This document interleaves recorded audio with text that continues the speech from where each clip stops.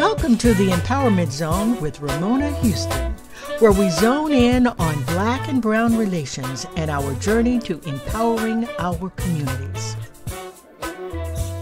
Hello, welcome. This is Ramona Houston, your host of the Empowerment Zone. And I have with me today Elisa Lagrange, and I am so happy to have her. She is a native of Argentina, and she now lives in the metro Atlanta area. Elisa is a multicultural marketer on a mission to help entrepreneurs and individuals build profitable businesses and significant lives. With a 15-plus year background in marketing and business development, she achieves this mission through personal education, leadership development, sales, and communication training, workshops, keynote speaking, and growth culture building. She is a multi-passionate individual of seemingly unconnected things such as entrepreneurship, acting, hip hop, brain psychology, creativity, spirituality, baking, and charity, just to name a few.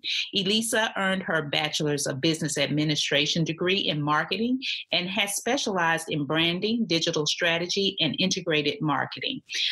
She has 2 daughters and lives in Atlanta with her husband and 2 daughters. And we're so happy to have you, Elisa. Elisa's going to talk about women and mindset today. And so thank you for joining us, Elisa. Thank you so much for inviting me. I'm so honored to be here.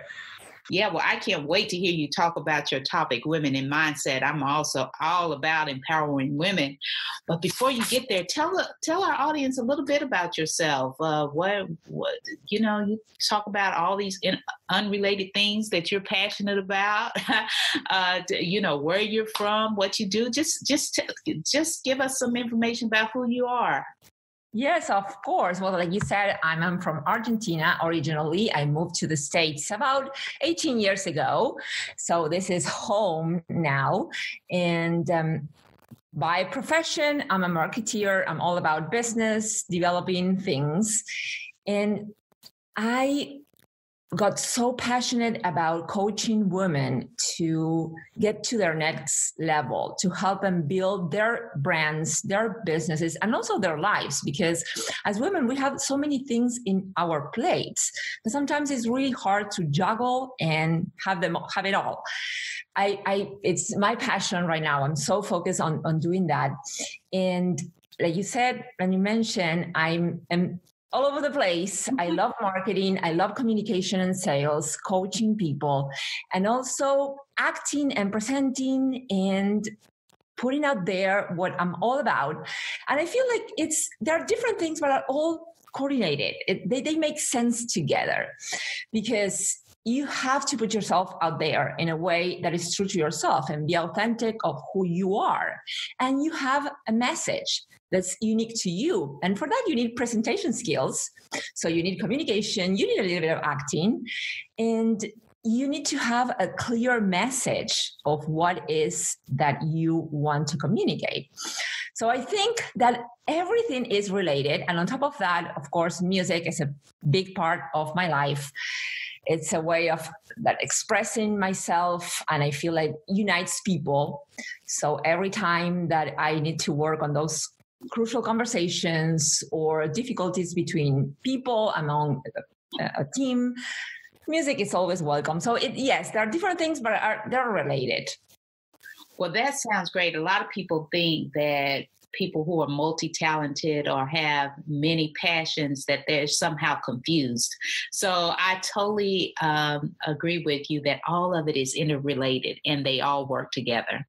And you know what? To your point, for years, that was a ghost for me. It's like, you know a little bit of everything. You are multi-passionate. There's something wrong with you. It's like you don't have a specialization in anything. But then, since I started to work on myself, doing self-coaching on myself, I realized, well, that is my superpower. I have that vision, that 30,000 feet vision that most people don't, because they're so specialized on what they know that they don't see the big picture. And for me, it's so easy to have that clarity. And this was a wow moment for me. It's like, yeah, this is not actually a course. It's not a weakness. It's your strength. So I'm using it right now. Well, I like the way you identified it as your superpower. To be multi-talented, to have that macro level view is a superpower that a lot of people who are super focused on one niche area do not have. And so I agree with you on that. So let's move into your topic, women and mindset. So let's coach these women who are listening to us right now, and all of those supportive husbands, fathers, and brothers and cousins who want to support women in helping their mindset. So give it to us. Yes. Well, one of the things that I discovered through all my life experience and my work experience is that success is 80% of your success is mindset. And it really is. I really believe this. Sometimes you know a lot of things. You have a degree, you have experience, you have it all. But somehow you don't believe in yourself. Somehow you don't think that you have what it takes to make it happen. Sometimes you don't know how to communicate effectively, so you can influence other people to buy into you, into your vision. So yes, mindset is everything. And it's something that ironically, nobody taught us. At the university, when you are getting your degree, your college degree, if you go to your core subjects, you have all the things that you need to be successful in your profession. Things that you need for sure, but you also need to manage yourself. You also need to manage your thinking, your mindset, to know yourself. What are your strengths? Where are your weaknesses? What are the things that come easy to you, your zone of genius? And sometimes as women, we tend to focus on the things that we are weak. So yeah, I'm not a good writer. I'm not a good presenter. I'm not this, I'm not that. And we focus on this. And because we think that we're not to the level, we think that, oh no, we can't. We don't ask for more money. We don't go for that promotion. We don't let ourselves do the things that we really want to do. We don't have those big dreams. Instead of focusing on the things that we do right, the things that are our strength, and try to figure out how we can use those and leverage those in our favor. So mindset, it's a big thing that we all need to be working every single day, because this is not something that you just wake up one day and say, oh my gosh, I have a growth mindset. No. We have to work every single day on it. Yes, it's a daily process of building yourself and building your mindset. So let's talk about the problem and then the solution. So why do you think that women tend to focus on our weaknesses or tend to focus on other things that are negative about ourselves versus focusing on the positive? And then give us some solutions on what we need to do in order to build our mindset. Well, I think that at some point it's human nature. Our brain would take us there. It will take us to focus on the things that are not working, that are a danger for us. So if there's something that we don't feel comfortable doing, or if something that we don't think we are to the level, we're going to focus on that, just because our brain is designed to take us there and say, hey, you better don't do this. You stay in your comfort zone because you're not sure about this. So it is the way we work. And as women, I think it's our history. Men were used to be the breadwinners. Men were used to be the ones that will do things for us, to protect us, to take care of us. They will take the roles, the more important roles in society and business. So I think we are used to that. We are used to be the weak sex, if we we like to call it a way.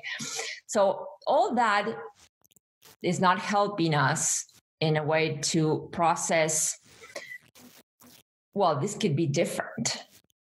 We are humans and we have the same capabilities, we have the same opportunities. And if there's something that we want to know and we want to do, sky is the limit.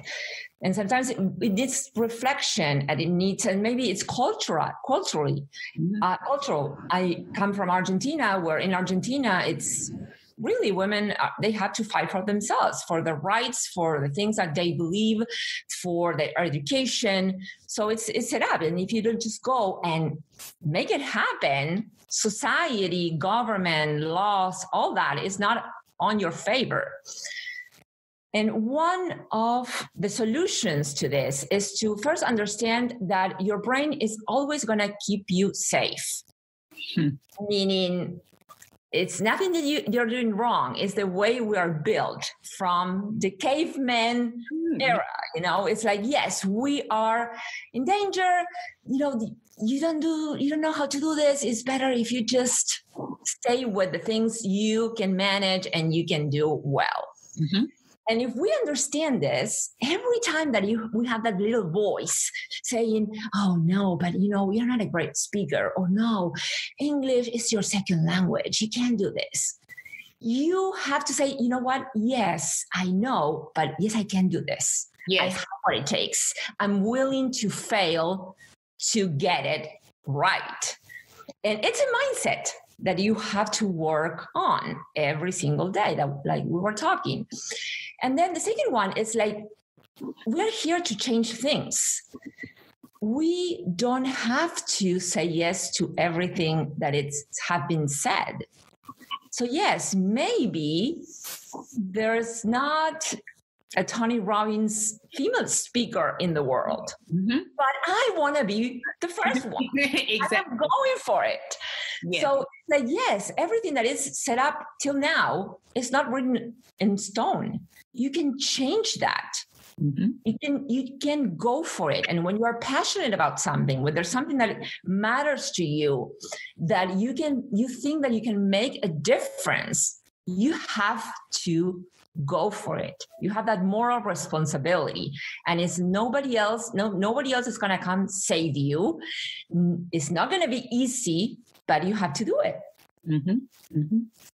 Yes, those are great ways to think about changing your mindset. Is that our minds are made to protect us, to keep us safe, to keep us in our comfort zone, in order that we won't be hurt. That's all. That's what that is. It's really a native, I guess you can say, a native instinct, And so, like you said, it was way back in the caveman days. But now we've got to when we know that is something there in our minds that's trying to keep us safe, we got to break beyond that comfort zone and take risk. Yes. Actually, I like to always mention this, that if we didn't get an update, our brain didn't get an update on this. So here we are, 2020. We are acting the same way that we were acting millions of years ago, and we're not aware. And when we are aware, when we bring that awareness, yes, this doesn't have to be that way. It's when we make the change. Yes, I read one time, I don't remember who the author was, but it was a lady who had been, I don't even know if she was quoting it or if it was an original quote, but she was moving up the corporate executive ladder, and they were asking her what advice she would give to other women.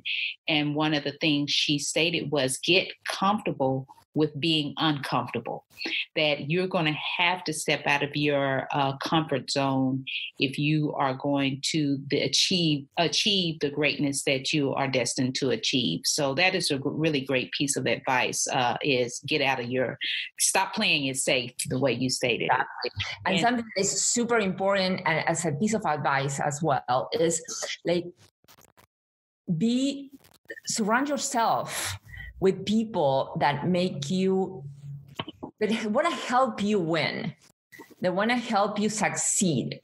Because sometimes we are the average of the 5 people that we spend the most time with. And sometimes we pick those people by the wrong reasons. Mm-hmm. Those people that are going to keep us safe. Mm-hmm. So we don't have to deal with failure. So we don't have to deal with the pain that growth brings. Mm-hmm. And that, yes, is comfortable, but it's not going to take you anywhere. Having those precious people, those people that are going to cheer on you, those people that are going to push your limits, that are going to be your cheerleaders, is so, so important. Mm-hmm. Surround yourself with affirming people. Like, if they are not a part of your team and don't want to see you excel and promote you and assist you and support you, then those are not people that you need to be around. Yes. And sometimes it's like, as a woman, culturally, we just take whatever we can, mm-hmm. and we don't take the time to assess. Mm-hmm. And that is, it's a good thing. So what other strategies would you give women? You've stated stop playing it safe, that you've got to get in there and change things and know that you can be the change. Surround yourself with people who want to see you succeed. Do you have any other advice you would give to women? Yes, one that I'm super passionate about, and is have a vision for yourself. Have a vision for yourself.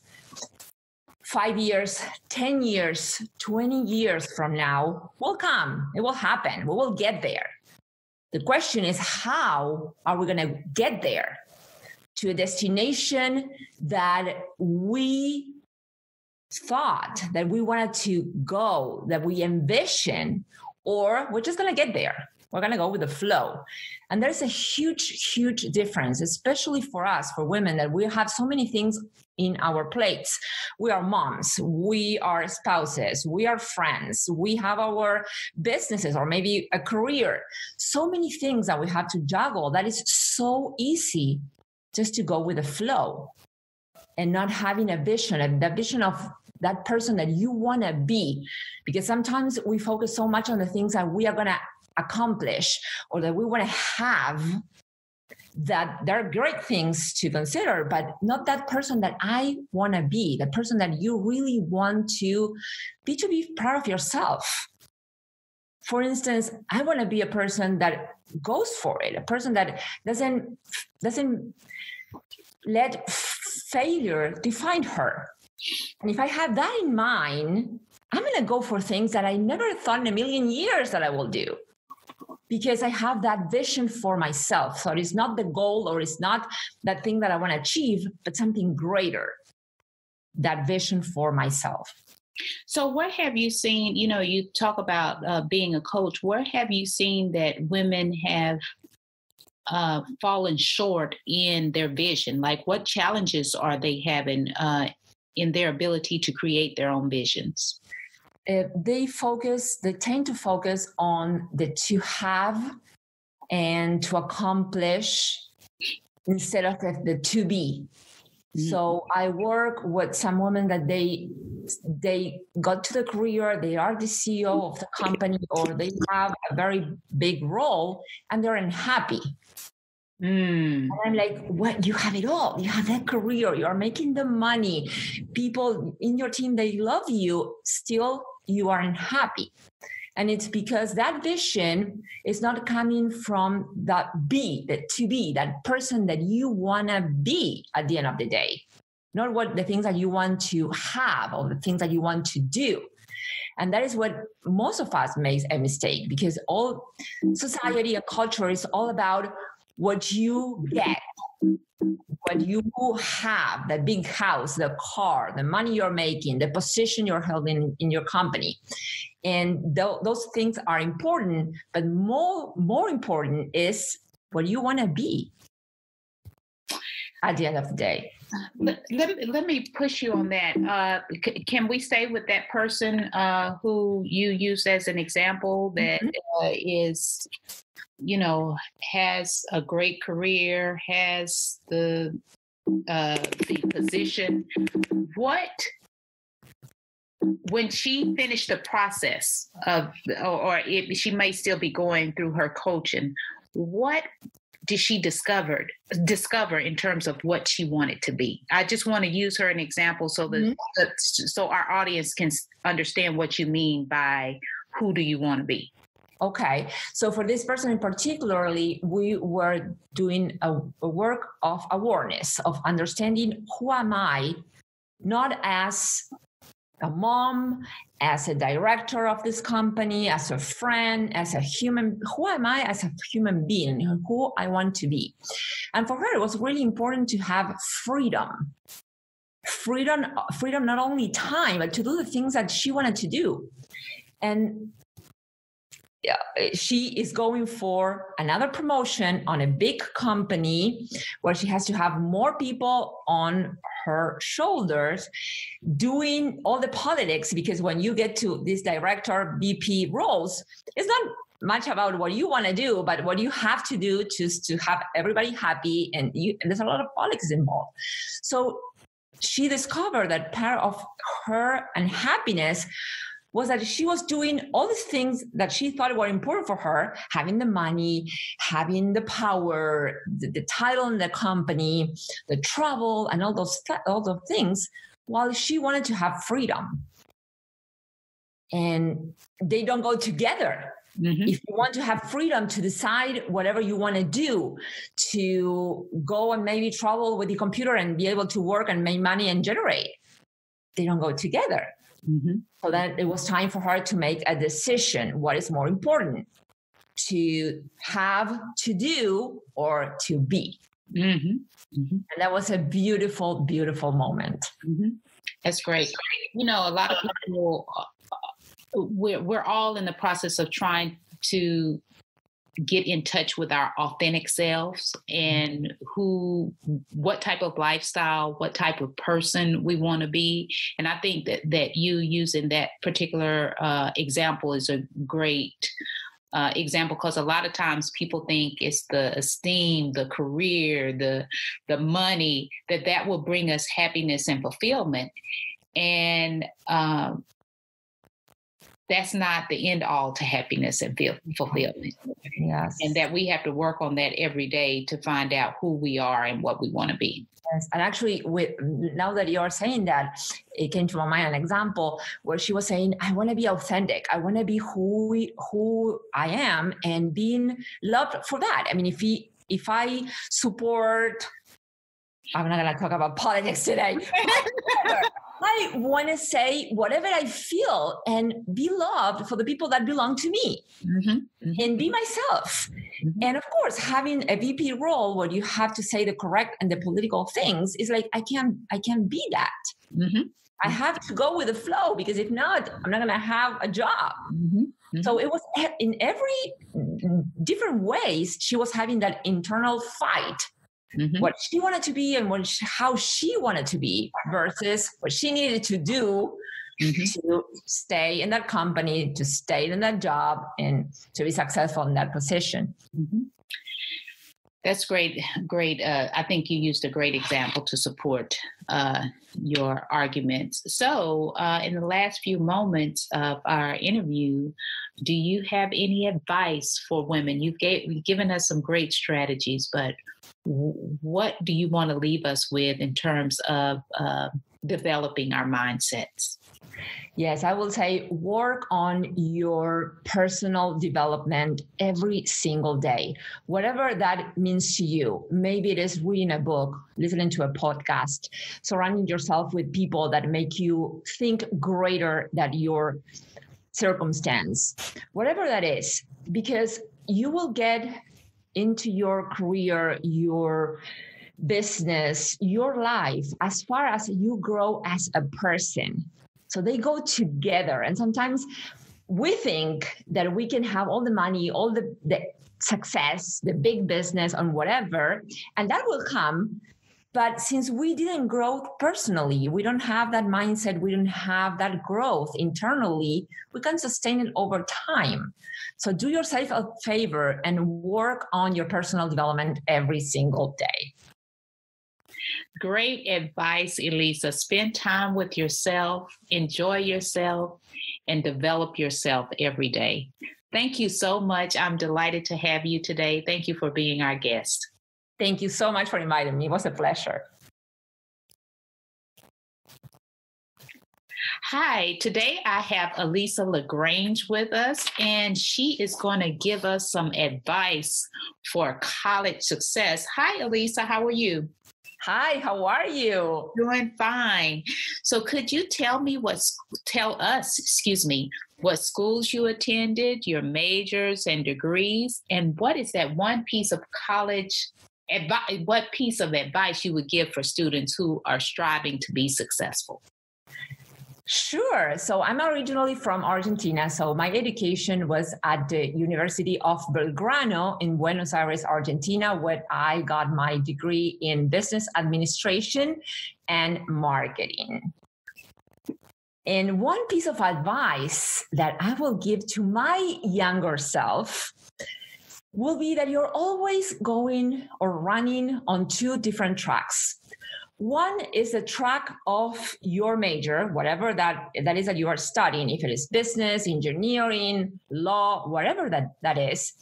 And the second track is the sales and communication track.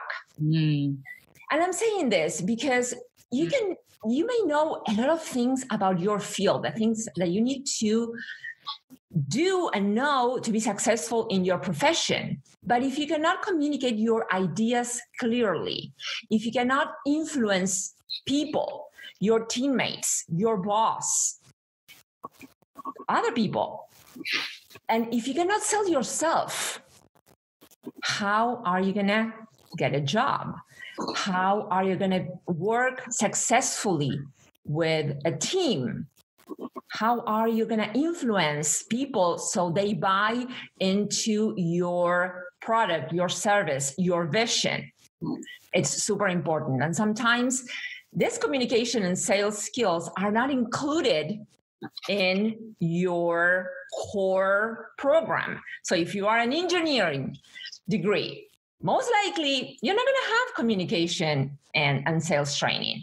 So it's super important that you start now when you're young, when you are 20-something, when you are doing your college degree, because you can use that compound effect in your favor.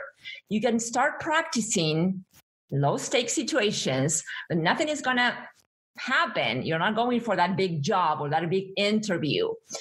And you can learn from your mistakes and polish your skills. So when the time comes and when you're going for that big promotion, that big opportunity, you are prepared and you have what it takes to succeed.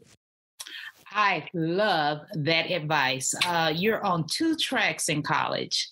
One, your track for your education, your major, and your track to develop your communications and sales skills. That is excellent advice, because a lot of times we don't realize how important it is for us to communicate, no matter what we do. Communications in sales is a part of our everyday life. You know, I'm sure you have to sell your daughters on on certain things, right? So I'm just really, I'm so happy that for this advice. Thank you so much. We appreciate having you. Thank you so much for inviting me. Have a great day. Thank you. A special thank you to the incredible team of the Empowerment Zone. Terry Gully, theme song. NADWorks, digital support, and of course, our featured guest. If you enjoyed my podcast, please subscribe. We are on all of your favorite podcast platforms. Be sure to rate us on Apple Podcasts too. Thank you for your continued support.